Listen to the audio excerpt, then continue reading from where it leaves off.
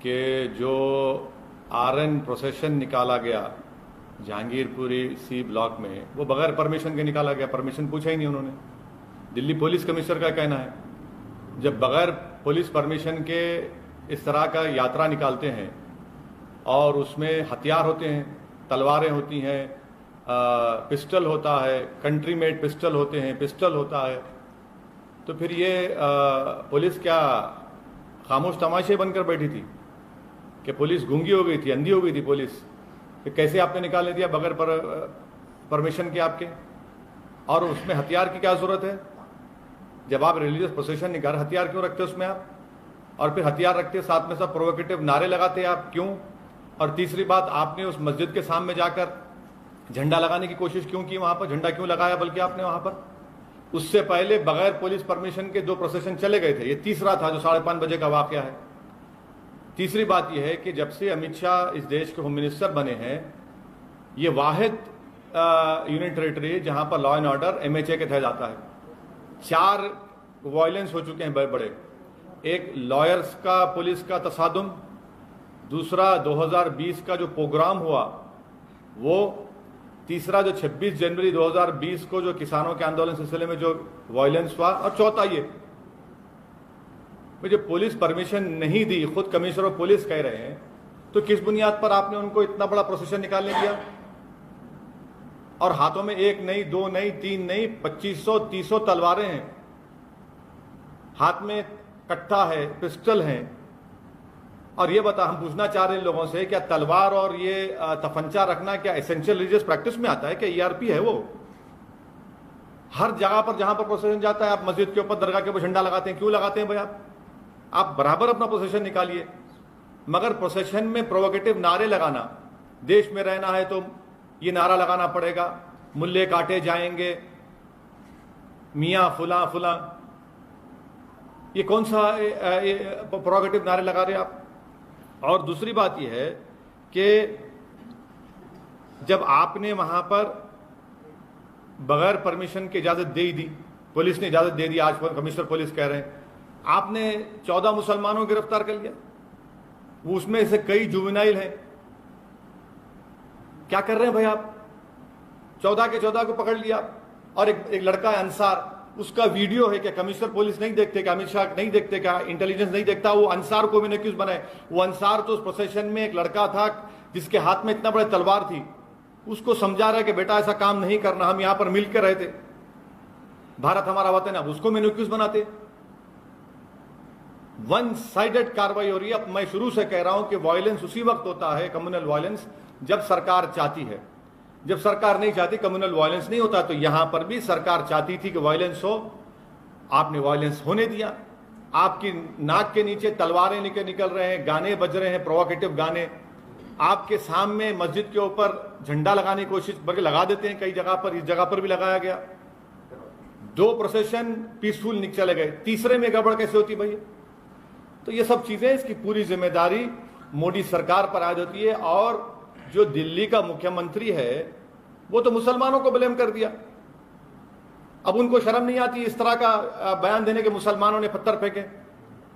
चुनाव जब आते तो आप सबके वोट लेते, और जब ये मामला आया तो आप दिखाते अपना असली चेहरा। तो दिल्ली की जनता को यह भी देखना है मुख्यमंत्री का, दिल्ली के मुख्यमंत्री का ये दोहरा चेहरा, कि फौरन इल्जाम लगा देते। अरे भाई, वहां पर बगैर परमिशन के जुलूस जाता है, हाथों में 1 नहीं 100 तलवारें हैं, मस्जिद के ऊपर झंडा लगाया जाता है, वहीं से झगड़ा शुरू होता पूरा। सर, लॉ एंड ऑर्डर किसी भी सरकार का वो होता है। दिल्ली में लॉ एंड ऑर्डर केंद्र सरकार के हाथ में है, और कोई भी सरकार ये नहीं चाहती कि लॉ एंड ऑर्डर खराब हो। और दंगे और ऐसी चीजें जो होती हैं वो अचानक से होती हैं। अचानक से नहीं होती, तो अचानक से नहीं होती है। मैं आपको कई इंक्वायरी कमीशन की रिपोर्ट का हवाला दे दूंगा। भिवंडी में फसाद हुआ, उसकी इंक्वायरी कमेटी रिपोर्ट देख लीजिए। कई इंक्वायरी कमीशन रिपोर्ट देख लो आप। जब सरकार चाहती है वह कम्युनल वायलेंस होता है, और हमेशा रिलीजियस प्रोसेशन से ही कम्युनल वायलेंस होता है। जब दिल्ली का पुलिस कमिश्नर यह कह रहा है कि पुलिस से परमिशन नहीं लिया गया, देश की राजधानी में क्या इस तरह का काम होता है? सुनिए, स्लिप ऑफ द टंग नहीं, कोट हुआ है। इंडिया टुडे के एक जर्नलिस्ट ने इसको कोट किया है और मैंने अभी रीट्वीट किया है उसको। क्या बात है, दिल्ली की राजधानी में आप जुलूस निकालने देते ऐसे ही आप दो? अच्छा चलिए, आपकी बात थोड़ी देर के लिए मान लेते हैं, 2 प्रोसेशन पीसफुल गए नहीं गए वहां से उस मस्जिद के सामने से, तीसरे में गड़बड़ कैसे हुई फिर? क्या दिल्ली की राजधानी में तलवार को लेकर फिर सकता है? अगर वही तलवार किसी मुसलमान के हाथ में आ गई तो एक तलवार आने दीजिए। यहां पर एक नहीं, 100 के हाथ में तलवारें हैं, कट्टा है, पिस्टल है, मुसलमानों के खिलाफ अनाप शनाप के आप नारे लगा रहे हैं, गाने बजा रहे हैं। अरे रिलीजियस प्रोसेशन है, राम के नाम पे निकाल रहे हैं, और उसमें गाली क्यों दे रहे हैं मुसलमान को? आप किसी मस्जिद पर, दरगाह पर झंडा क्यों लगा रहे हैं आप? क्या उत्तराखंड में आपने नहीं देखा कि दरगाह के ऊपर चढ़कर झंडा लगा दिया गया?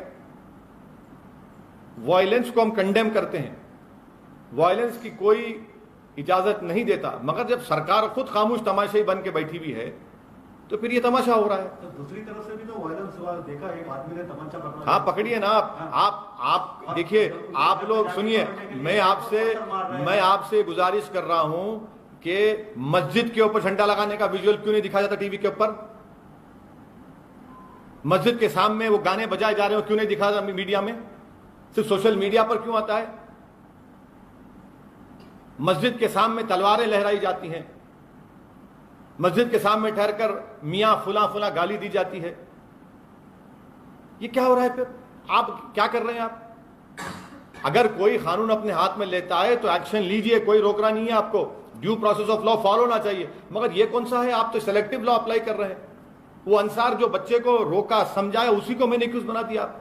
उसमें जुवेनाइल बच्चे हैं, उसमें आप वन साइडेड अरेस्ट किए जा रहे हैं मुसलमानों की। मैं ये चार्ज लगा रहा हूं दिल्ली सरकार के ऊपर, मोदी सरकार के ऊपर, दिल्ली के पतरंबाजी के ऊपर। Sir, BJP says opposition inciting crowds because of appeasement. What appeasement is that? You are in power. You are in power in every place. What appeasement is happening? Mob lynching is appeasement, is it? Is mob lynching an appeasement? Is playing provocative songs against Muslims appeasement? Carrying swords and saying that Musliman dash dash, is that appeasement? Erecting a flag on a masjid and dargah, is it appeasement? Of whom? किसका appeasement हो रहा है? पर sir आप अमित शाह और मोदी सरकार को क्यों ब्लेम कर रहे हैं? क्योंकि दिल्ली की लॉ एंड ऑर्डर एक वाहिद यूनियन टेरिटरी है जो मोदी सरकार के तहत आती है। लॉ एंड ऑर्डर, मैं आपको एग्जांपल दे रहा हूं, 4 बड़े बड़े वायलेंस हुए हैं। एक लॉयर्स का प्रोटेस्ट, 2020 का प्रोग्राम, तीसरा आपके 26 जनवरी को जो फार्मर्स के प्रोटेस्ट से वायलेंस हुआ, तशद्दुद हुआ, और चौथा ये।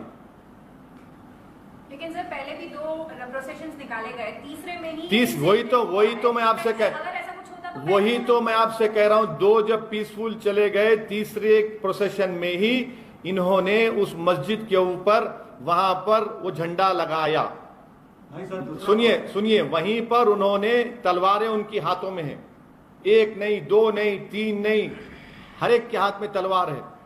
मैं फोटो दिखाता हूं आपको, देख लो आप, वीडियो दिखाता हूं मैं आपको। लेकिन दूसरा वर्षन है कि वो एक जो बंदा जो गिरफ्तार हुआ है, सेकंड या थर्ड अक्यूज, उसने उकसाया है और वो गड़बड़ अंसार को जो आप एक्यूज बना रहे हैं, ये सरासर गलत है।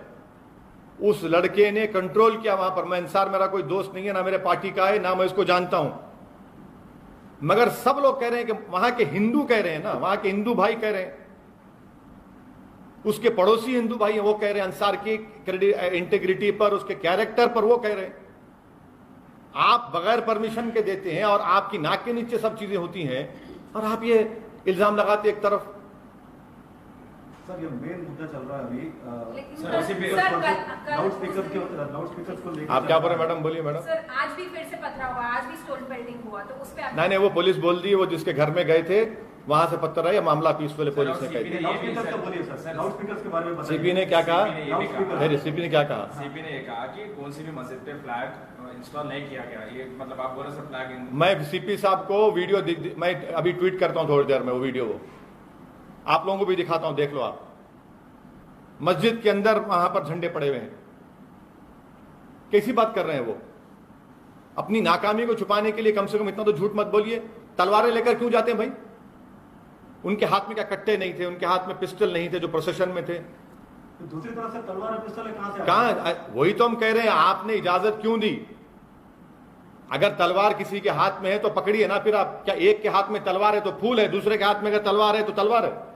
वो कहां से आ गया? अब वही छत पे पत्थर है, सब चीज है। कोई छत पे पत्थर अत्तर नहीं है। आप जब 2 प्रोसेशन पीसफुल निकल गए बगैर परमिशन के, सुनिए, कोई वर्जन एक ही वर्जन हम पिछले 40-50 साल से सुन रहे हैं कि मुसलमान जिम्मेदार है इसका, माइनॉरिटी जिम्मेदार है इसका, एक ही वर्जन सुन रहे हैं। और जब इंक्वायरी कमीशन की रिपोर्ट आती तो उसमें सच्चाई सामने आती।